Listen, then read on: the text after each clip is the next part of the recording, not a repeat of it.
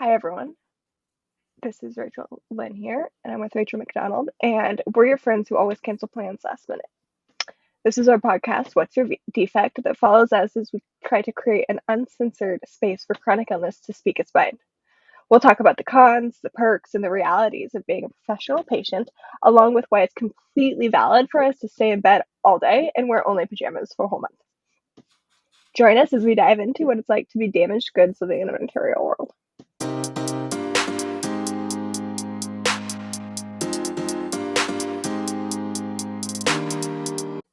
I'm Rachel Macdonald. And I'm Lynn.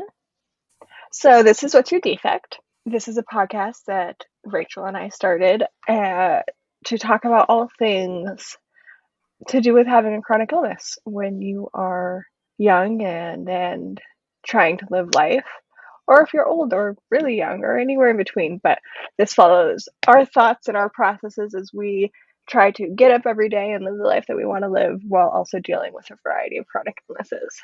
And so that's what we're going to do. Yeah. And I mean, it's really personal to us specifically, obviously, because we can't speak for anyone else. But I like to think that a lot of the issues are very universal. Seems that way, at least. That's what we've found. Yeah. So we will be talking about any and all of the topics that come to our mind, not really having anything off limits, because I think there's a lot of things that when you think about a chronic illness or lifelong illness that you deal with every day, there's a lot of stuff that isn't necessarily talked about often or inclusively. And we wanted to be able to do that. Yeah, we're going to get into the deep shit. Yep. Maybe and not also today, the funny but shit. Eventually. Oh, heck yeah. We'll wait in. Yeah. So if that sounds interesting to you, if you feel like that's something that either you can relate to or that you know someone in your life that could relate to, give us a listen, share, and let us know what you think. It's really our goal with this is one, to provide a space where we can talk, because we like to talk about this stuff, and why not talk into the universe if we're going to do it. And two, to try to create a community that feels like they have a place to go to either hear things that they're experiencing as well and not feel so alone, or to express things that they are feeling that maybe we aren't talking about, but that should be talked about. So we really want this to be a place where people feel like they can come and relate and feel less alone, whatever your circumstances.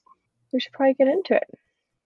So you go first. What's your week been like? It is Saturday. We've both had a week. Lay it on me. So with everything that's like kind of relevant this week, is that I finally got my hair cut, which doesn't sound like news, but it is, because after my abdominal surgery and I was on hormones, all my hair started to fall out. And it made me feel sad about myself.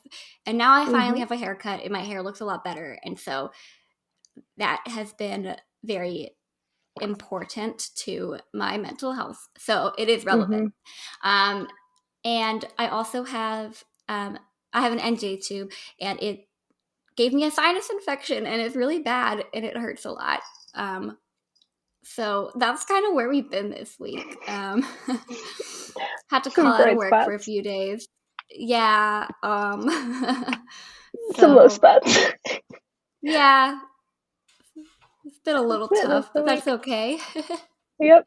No, I think haircuts for me have always been one of the things that I'm like, I can't do anything to not feel like shit. It feels like, so I'm going to get my hair cut, and that always seems to help. I actually got mine cut this week too, I think. Maybe it was like a week and 2 days ago. Yeah. It was definitely very recently, though. Super recent, and I feel the same way. I was like, I don't know. It's hard to feel like yourself so much at a time, and I was definitely feeling that this week. But getting a haircut did it for me, so I had that too. Yeah. I think everyone during the past couple years has realized that sweats are amazing to live in every day. I've realized that for many years, but yeah, basically wearing, And I've decided that that is perfectly acceptable out in the world, and I can still feel that because I like fashion, I like to look good, I like to do all that stuff, whatever. Um, I can do that and still wear comfy sweatpants if I have a killer haircut. Because it's like the haircut Mm-hmm. makes any outfit automatically look amazing. Oh So that's yeah. my new trick. That I mean, it's super great if you spend a lot of your time in doctor's offices or hospitals or in bed. Also, super great if you're just a human trying to get through life. So that's my tip. Get a haircut that means that you don't have to dress up. That's such a vibe.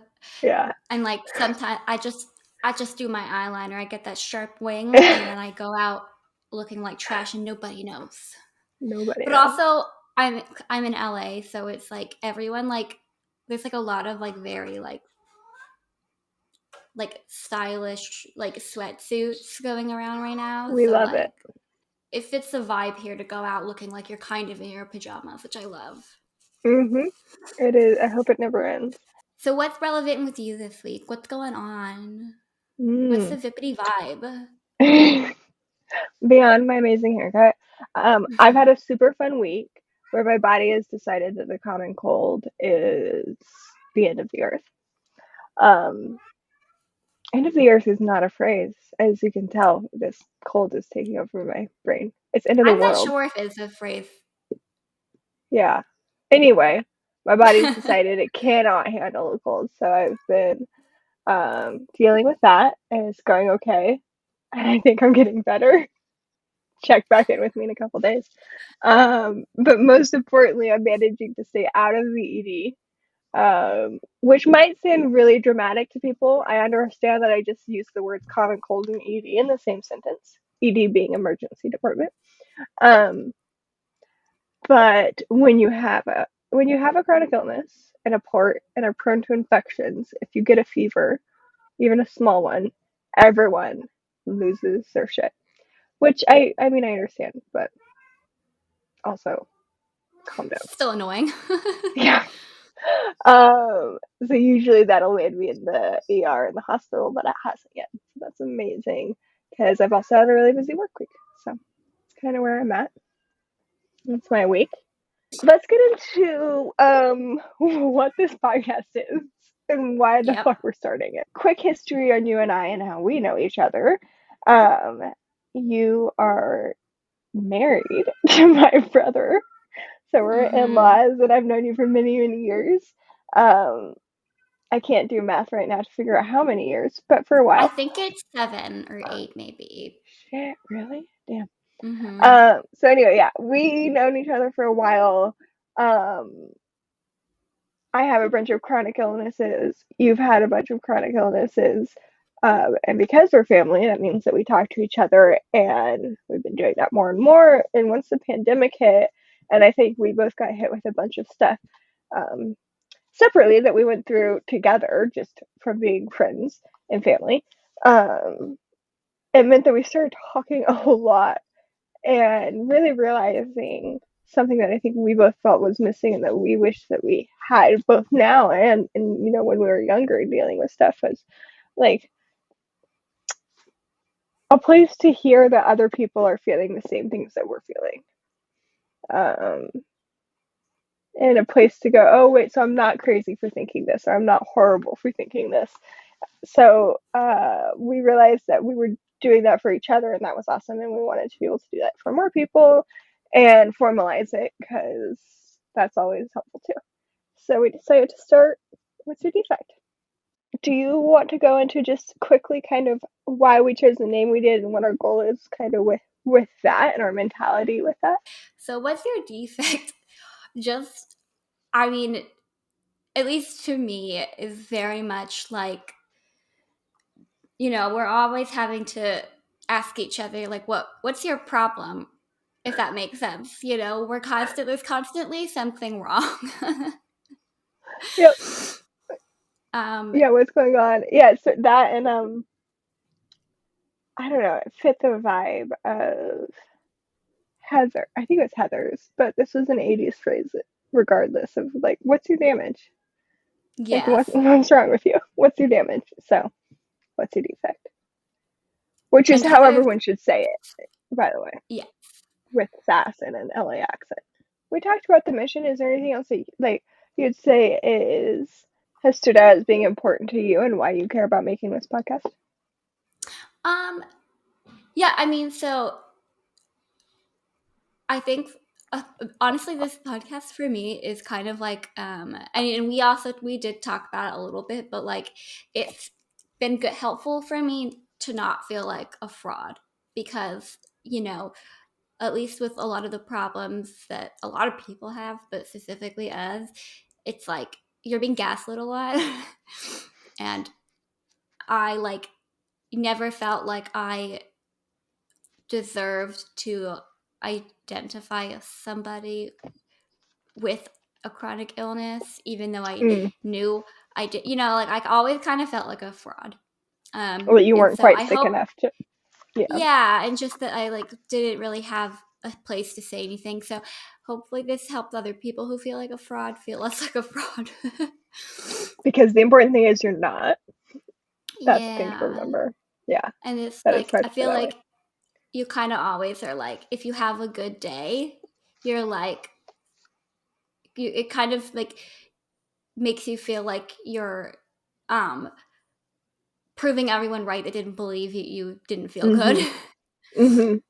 Oh So yeah, there's so much of that of like, oh, well, I'm not desperately fighting in the worst spot that I have been, so maybe I made it up, or maybe I exaggerated, or um, maybe I'm just being dramatic about it. yeah, Super common feeling I feel all the time. It's such a weird one too, of feeling like you want to be proven that you're sick. You don't yeah, want tests to be negative. But we'll get more into that. yeah, That's a whole topic that we'll probably dedicate a whole episode to. But yeah, I think that's something that definitely. we've both felt and that really drove us to talk about the things that we are going to talk about in this podcast and to structure it the way that we're hoping to. Um, great. Well, that's what the podcast is. I feel like we should tell everyone just a little bit about us and what what we're up to, what we're dealing with. Hopefully our names don't get too confusing. But this is my history. That's It'll be Lynn. It'll be fine. fine. Uh, I am 27, almost 28 years old, and I was born somewhat premature. Born kind of sick, had to stay in the NICU for a little bit, but then was able to go home. And honestly, so much more simple than what a lot of preemie babies deal with. Um, and then, kind of as soon as I could start communicating with my parents, what they tell me is that I was starting to communicate that I was dealing with um, nausea, I guess, and stomach pain. I would lose energy quickly, or I would stop playing with my siblings and just go sit down quietly, stuff like that. So that started So a super sad. fun. I like to picture it. I was just, all right, let's see which one of my siblings, my older brother and younger sister, were just playing around, and then I just like quietly remove myself and go sit on the couch. It's so sad. I know, me and my little like Cindy Lou Who toddler self. Oh, I kind of sweet wish I had little a photo of that. angel. I I know. I don't know if know. I do, but that is the thing that is with my parents at least. I don't remember that super well, but some of my first memories are around this time when we started doing testing to try to figure out why I was having symptoms, why I wouldn't eat sometimes, why I was, acting abnormal and sick. Um, that was like I probably did about like 2 years, I guess, of a bunch of testing. So this was like in the late 90s, and living in Austin, and had a really amazing doctors at a really great hospital, but it didn't seem to matter what tests we ran. They couldn't quite figure out what was happening.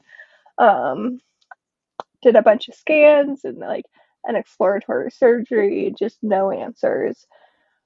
Started testing out different medicines, and there was one medicine that they put me on that seemed to actually help alleviate symptoms and seemed to uh, take symptoms away, and I felt normal again. So I was on that medicine starting at the age of 4. It was an adult medicine that they hadn't really used for kids, which meant that they only had pills. So I learned to swallow pills at 4 years old. Super good at it. And I was on that for until I was 7. I was able to wean off of the medicine and then lived a really normal life from 7 to 14. I don't remember having symptoms. I don't remember feeling abnormal. Um, didn't go to the doctors unless it was like a checkup. Didn't have any specialists. Lived a super normal life.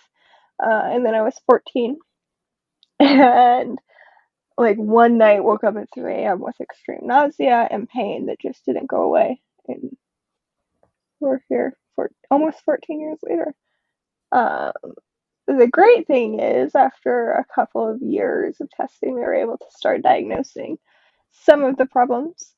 So I have dysmotility in my small intestines and some in my stomach as well. And that they believe is the underlying issue that I've had my whole life. I have autonomic instability and something called posterior orthostatic tachycardia syndrome. Um, that I probably have had some version of, and then being sick and having to be in the hospital has compounded the issue and made it worse. I was diagnosed after I got really sick and couldn't eat at 14, and so I lost a lot of weight really fast and just wasn't able to keep anything down, and that made me develop something called superior mesenteric artery syndrome, which is, and this is a very crude description, but essentially a blockage that happens when they're between your stomach and your small intestines, because an artery that passed through there is clamping down on your intestine. And that happens because you lose a lot of weight usually. So got that. That didn't really ever go away. And those are my main ones. Yeah. Nice. So it's taken quite a few years, but I was able to get all of that diagnosed, and there's a bunch of complications that have happened through there, and like smaller diagnoses. I have migraines and anemia and stuff like that, but that gives a broad picture. And kind of a broad picture of what I'm You say dealing with maybe medically. like it's a small problem. Like, who do you know that's had even a blood transfusion in their life? Well, I mean, I guess that's a question for audience, because I know people, because I know all of my friends. Well, I mean, yeah, it's not normal to But I have guess like 3 of them. That's like a that's big true. thing. I have like chronic iron deficiency, so I usually have like 2 iron transfusions a year, which isn't bad. It could be a lot worse. But anyway, so yeah, that's my medical stuff. Got sick when I was 14. Super determined, nerdy kid who was homeschooled, so I decided that I would graduate on time and then I would go and leave for college. And so I did that, and that I'm really proud of myself for doing that. Graduated, and then I went to college in the LA area for theater, and I graduated that almost 6 years ago now, Dang. which is a lot. Um, and now I live up in the NorCal area, and I work and live with my dog and partner, and it's great. It's kind of my life when I'm not at the hospital or infusion center. And you still work in entertainment, so Yes, nice. yeah, I do, which is nice. It's a fun outlet. I like storytelling, as will become very obvious, I think. Yeah. And you're good at it. So Thank you. We'll um see. Okay, tell us about you. okay. So I mean, I have, I guess, 3 kind of main things. When I was very, little, was always really picky. I never liked eating. Hmm. But my parents were just like, "Oh, she's picky, whatever." And my mom did say that like I was in a lot of pain when I was little, and my like when I was like a baby, and my mom took me to the doctor, and they told her that I just had colic, and she was like, "I've had a baby before. It's not colic. Maybe it's part of it, but like there seems to be like something else." And they were like, "No, Hmm. it's just colic. She's fine." And they kind of never. That was that. Um, and in elementary school, I went to the doctor because I was having a lot of stomach aches and I was really constipated, and they thought it was just the constipation, which maybe it was, but looking back, I'm like, I don't know. I had a lot of stomach aches, and so they like put me on, and I was like really nauseous. So they put me on like acid reflux medication, nausea medication, and a lot of Miralax. And so pause on that. Then I was having a lot of bladder issues. I had to pee all the time. So I have interstitial cystitis in my bladder. So I have to pee constantly, and it's super, super painful. And I pee like every 5 minutes. I've had 3 or 4 procedures done, and the last one seemed to have worked the best because I'm actually doing like 10 million times better now. And then so in high school, I was pretty much eating nothing. Like I would go to Mel's Diner and get like a basket of fried zucchini sticks and eat like one a day, and that was it. My dad started making me lunches, and I would eat those, but it would take me like the entire day to like eat my Mm. school lunch. And then like eventually it got to the point where I remember it was in my um, very first class of the day. I was trying to eat a sandwich because I was hungry. I know that you're not supposed to eat your lunch right when you get to school, but like it's fine. And I remember I actually asked my teacher if I could go sit outside and try to eat because I didn't feel good. And I went outside to try to eat the sandwich, and he like came outside to ask, and he's like, "Is everything okay? Like, are you like sick? Do you need to go home?" And I literally burst into tears. And Mm. I was like, I can't eat anything. I feel nauseous. Like I'm starving all the time. And I feel so The sick. worst. And so he called the narcs, the people on the golf carts that give us into trouble and drive around and cause problems. But they were also like the transportation, pretty much. Oh He my called the god. narcs to come get me and bring me to the nurse's office. And I went home, and my parents were like, okay, we need to figure this out. Yeah. And it took until I was in college, that was my senior year, to figure out that I did have H. pylori, which is like I don't know, it's like a bacteria or something, Yeah, I think or so. I don't know. In my mind, it's like a fucking parasite, but I don't think it is. I think it's just like a bacteria. But it pretty much mimics being gluten intolerant, lactose intolerant, food in general intolerant. Um, Yeah, it's a and bacteria. yeah, so they finally got rid of it, and I was like, "Why do I still feel like shit?" And my doctor was like, "Maybe because you like feeling like shit." And I was like, "Yeah, I don't know if that's the case, but okay." And then it turned out I had malabsorption syndrome, and so they put me on a pancreolapse creon, and that did help for a little. Um, and then I started to have extreme abdominal pain, which turned out to be endometriosis. I ended up having to have a huge surgery. I had a full hysterectomy with a bilateral salpingo-oophorectomy. So they took everything out, and now I'm not on hormones, but I will be soon, hopefully. I Hmm. was, and then there was like something tethering my small bowel together, and they're not sure if it's endometriosis or scarring.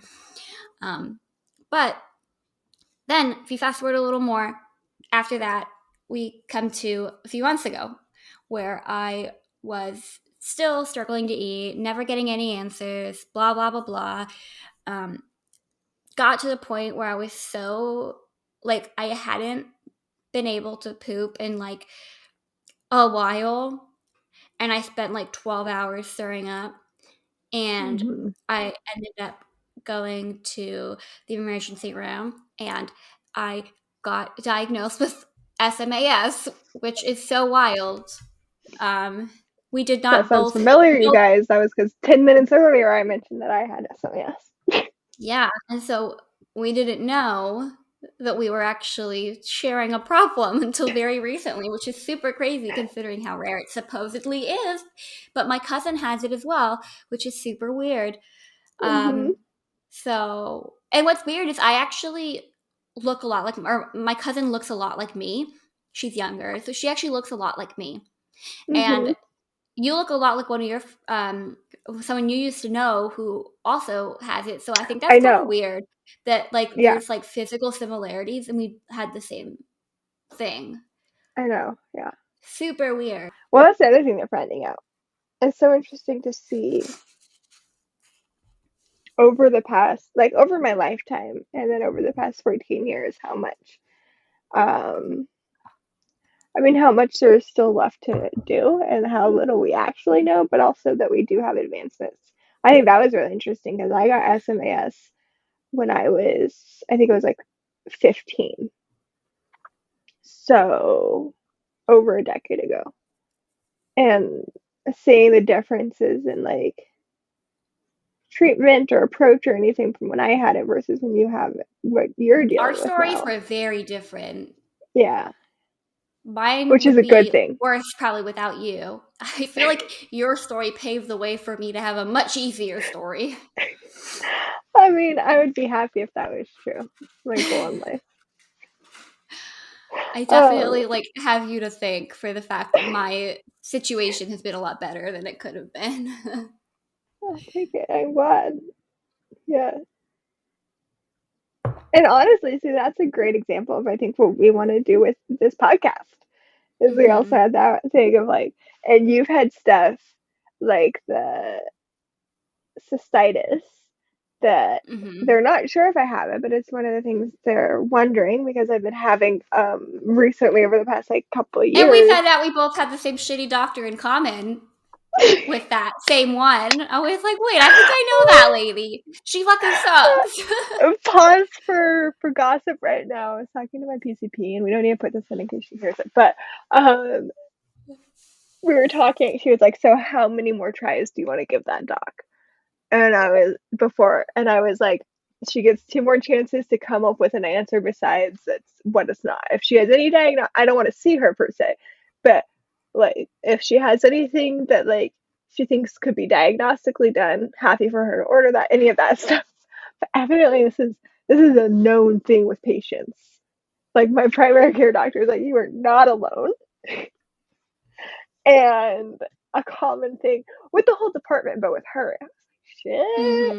I believe it. I saw her in 2015, I think 2016, and I was like, I'm sorry, this isn't. No, no, no. So I think it's funny that nothing's really changed. She still sucks. Oh, I forgot. I also have Nutcracker syndrome. I forgot about that. What's That has to that? do with the. So it technically it's all one thing. The Nutcracker syndrome and the SMAS. It's just like Mm, because there's just different names for it because different doctors pretty much have to deal with it because it doesn't always happen. So my artery is just for it goes down into your left kidney, and mine is just also it's also like squeezing the left renal artery or vein or mm-hmm. whatever it is. So that's what that is. Um, Yeah, it's that's not I did not technically a have that separate cancer. problem. It's just that not everyone also it doesn't happen every time. But I Yeah. unfortunately there's also that. But anyway, I just forgot about that. When um when we started talking however many years ago and both were dealing with medical stuff, there was this sense of like they're very different things, but we still will talk about it and there's commonality there, which is super true. But it's also been interesting to see we do have overlap. And I think we've both been very helpful to each other in going, oh, I'm having symptoms. And the other person being able to go, okay, so you ask these questions. Because so much of being a professional patient, I think is what we called it, is knowing how to ask the right questions. And there's so many communication things involved. And honestly, it's so helpful to be able to hear from other people that may have already had those conversations or also trying to have them, and you can team up and go, oh, okay, so if I ask it this way, maybe then I'll be able to figure this out in a less painful way. So we do that It's for each also other like all the time. really hard to stand up for yourself. And Hmm. if you don't have people around you, like kind of like encouraging you to do that, it's like really, really hard to do Yeah, that. Like I had to learn to stand up for myself to doctors. That was really tough, which I feel I like don't I'm know if I still would have been learning able to it. do without you guys around because that shit's really like it's intimidating. I Yeah. never actually introduced who I am. Like, I Yeah, do that. didn't even. Um, I'm okay. I'm Rachel Macdonald, but I did say my name already. I'm 24. I turned 25 this year. I'm a neonate specialist. I work with mostly kittens, but I do work with puppies. They just usually have moms, so I don't see them as often. Oh, And I know. I grew up in the Bay Area, but I live in Los Angeles. I'm also an actress and a pole dancer. Um, and yeah, that's kind of the tea on me. yeah. I just became a US citizen last year, which I'm really excited about. Um, and Yeah, okay, so wait, that's why who did I you have to become am. a US citizen? Maybe say That's that. right. Because I was born in Glasgow, Scotland. There we Um, go. so that's why I wasn't a citizen. So Well, that's who I welcome to the am. US. We have a lot of fucked up Thanks. stuff, but we're trying to make it work. I'm fine. At least I can vote now. True. That's really exciting. I forgot about Yeah. that aspect. So I still haven't been able to vote in my first election yet It's okay. because I It's coming haven't been up. a This is citizen election year for since. a lot of stuff. We got midterms. Yeah. So Yeah. exciting. Okay. Have get ready to start doing all of the research. It's very confusing on all Yeah. things medical related when it comes to politics. So I much have a there and lot of it's so learning to hard. do. Yeah, it's a lot. So I'm, born and raised citizen, been voting for years, and I find it very overwhelming. So specifically within the medical field, because I mean, also all politics matter to me.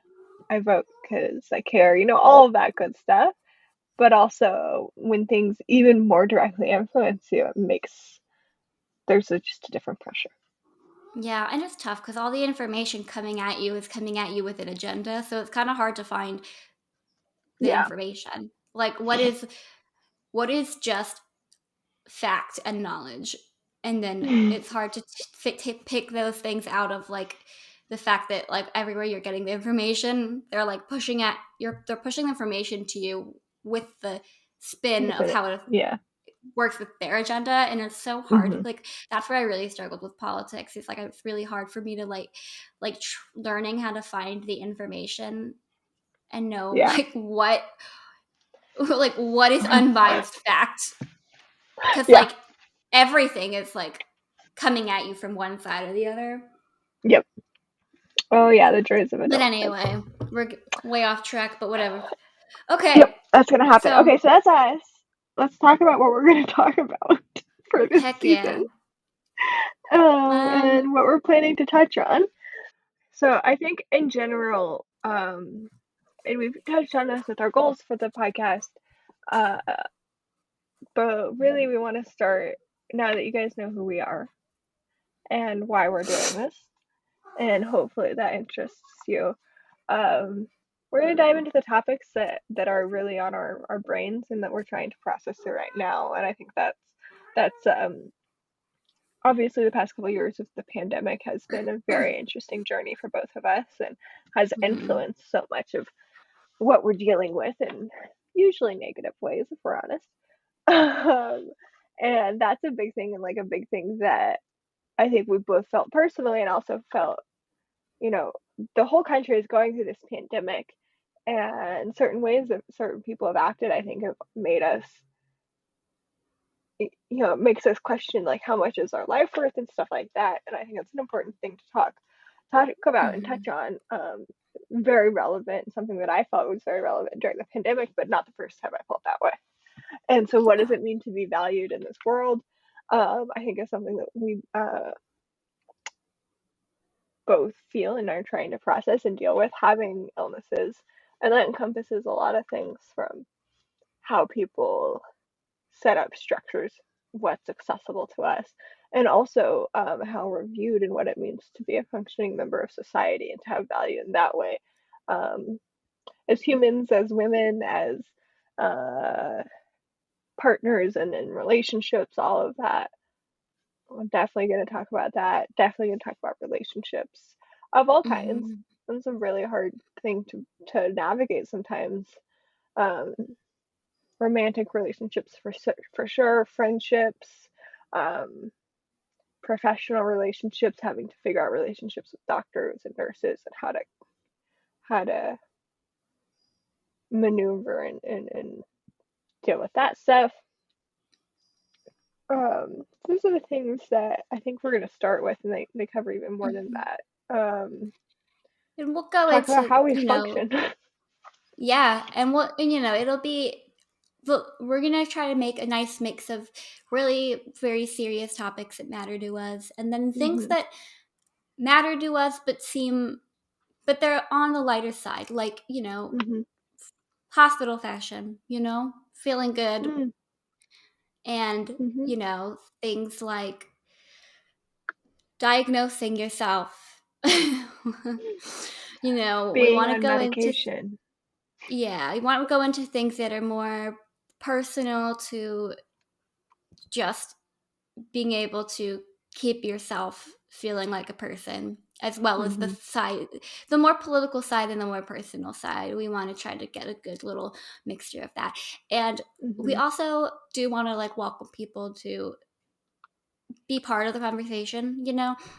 um if you want to like email us stories that you have, or questions or things you want to talk about, or just anything, we Mhm. will incorporate those into the podcast. So Mhm. our email is what's your defect at gmail.com. And if you email us, we will read it We will. and We'll go over it on the respond. podcast if it fits in with what's going on. And Mhm. feel free to send in your stories or just Mhm. questions or just anything really. Anything you want us to touch on, also, Yeah. um, Or there's just so many anything you things want to in this space. share. Mhm. Because we're We're all also about like that. two white girls, so we have one perspective, Mhm. so everyone kind of has a very different experience. Yep. Um, but all unified in that we're all dealing with these things, and no matter what you're dealing with, in my experience over the years, I have so many friends that have so many different types of illnesses and types of situations, and with physical and mental and all of that stuff. And each experience has its own unique things that are specific to that, and that is extremely valid, and means that I don't always fully understand everything, but I have a base understanding, and we call it like a base language that can and does, in my experience, unite us. And that is such a strong thing, and it's such a helpful thing. And I've only ever seen positives of that, of being able to talk to other people and being able to know that they know what I am feeling because they've felt similar things for whatever reason. They're feeling similar things. And that's so healing, and one of the biggest ways that I've made it this far and gotten this far. Um, so I want to keep that going and spread that. And that means um, that applies to everyone.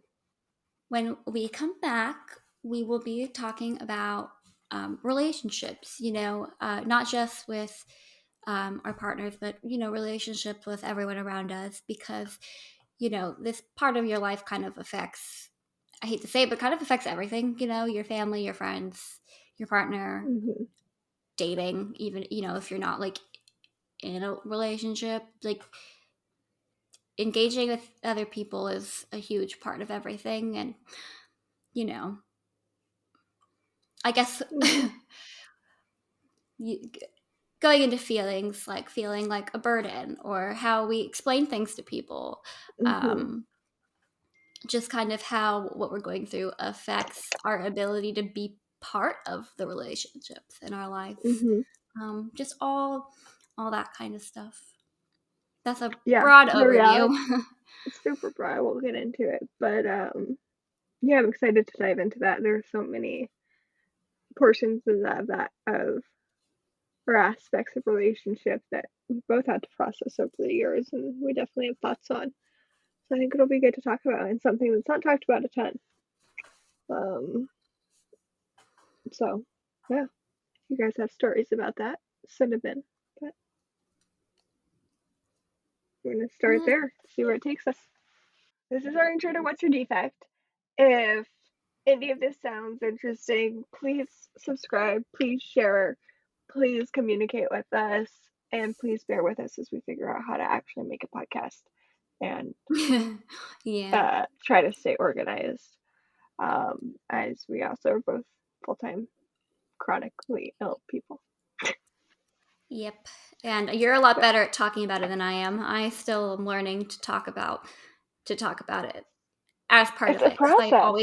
I always exclude myself. So it's like I'm learning how to talk about it like as if I Mm-hmm. belong here. Which you very much do. So we're gonna keep that going. It's great.